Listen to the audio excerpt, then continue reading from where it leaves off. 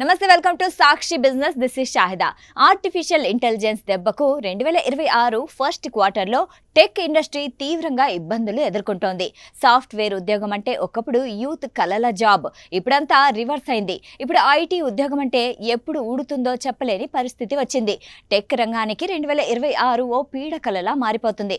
ఎందుకంటే గత 3 నెలల్లోనే 95 కంపెనీలు 73,200 మందికి పైగా ఐటీ, టెక్ ఉద్యోగుల్ని తొలగించాయి. ఇది ఇక్కడితోనే ఆగిపోయేలా కనిపించడం లేదు. ఏప్రిల్లో స్నాప్, ఒరాకిల్, డిజ్నీ, మెటా వంటి ప్రపంచ స్థాయి టెక్ దిగ్గజాలు ఉద్యోగుల్ని తీసి పడేస్తున్నాయి. ఈ ఏడాది చివరి నాటికి ఉద్యోగుల తొలగింపుల సంఖ్య 3 లక్షలకు చేరవచ్చనే అంచనాలు ఆందోళన కలిగిస్తున్నాయి. ఒకప్పుడు కంపెనీలు వృద్ధి గురించి మాట్లాడితే ఇప్పుడు కేవలం ఏఐ, ఆర్టిఫిషియన్సీ జపం చేస్తున్నాయి. తమ ఉద్యోగులకు స్నాప్ సీఈఓ ఇవాన్ స్పీగెల్ పంపిన మెమోలో ఓ పచ్చి నిజాన్ని నివేదించారు. ఉద్యోగాల కోత కంపెనీకి ఒక అగ్ని పరీక్షగా అభివర్ణించారు. ఏఐ టూల్స్ తో తక్కువ మందితోనే ఎక్కువ పని చేయొచ్చని, దీంతో ఏడాదికి $500 మిలియన్ ఆదా అవుతాయని తెలిపారు. అంటే మనుషుల కంటే టెక్నాలజీ ద్వారానే చౌకగా పనులు పూర్తి చేయొచ్చని టెక్ కంపెనీలు భావిస్తున్నాయని ఆయన మాటల్లో అర్థమవుతుంది.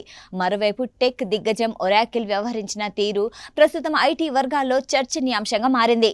మార్చి 31న దాదాపు 30,000 మంది ఉద్యోగులకు ఉదయం 6 గంటలకే టెర్మినేషన్ మెయిల్స్ పంపించి షాక్ ఇచ్చింది. ఎటువంటి ముందస్తు సమాచారం లేకుండా ఈ భారీ కోతలు విధించడం గమనార్హం.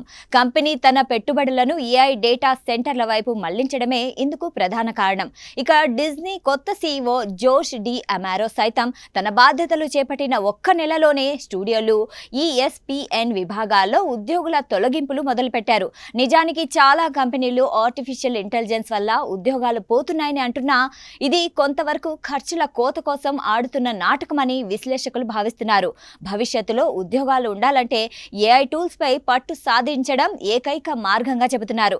కాగా ఓవైపు కంపెనీలు లే ఆఫ్స్ ప్రకటిస్తూనే మరోవైపు వేల సంఖ్యలో ఉద్యోగ ప్రకటనలు చేస్తుండడం గమనార్హం. వీటిని ఘోస్ట్ జాబ్స్ గా చెబుతున్నారు. అంటే నిజానికి ఆ ఉద్యోగాలు భర్తీ చేయరని, కంపెనీ ఇంకా వృద్ధి చెందుతోందని ఇన్వెస్టర్లకు నమ్మించేందుకు ఇలా చేస్తున్నారని ఐటీ విశ్లేషకులు ఆందోళన వ్యక్తం చేస్తున్నారు. ఇది నిరుద్యోగుల్ని తీవ్ర గందరగోళానికి గురిచేస్తోంది.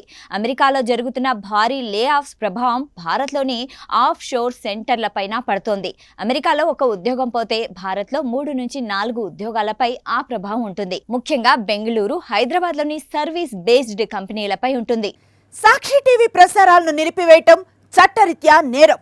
సాక్షి టీవీ ప్రసారాల కోసం మీ స్థానిక కేబుల్ ఆపరేటర్ను వెంటనే సంప్రదించండి. డిటిహెచ్లో, ఇంటర్నెట్లో కూడా సాక్షి టీవీ ప్రసారాలను వీక్షించవచ్చు.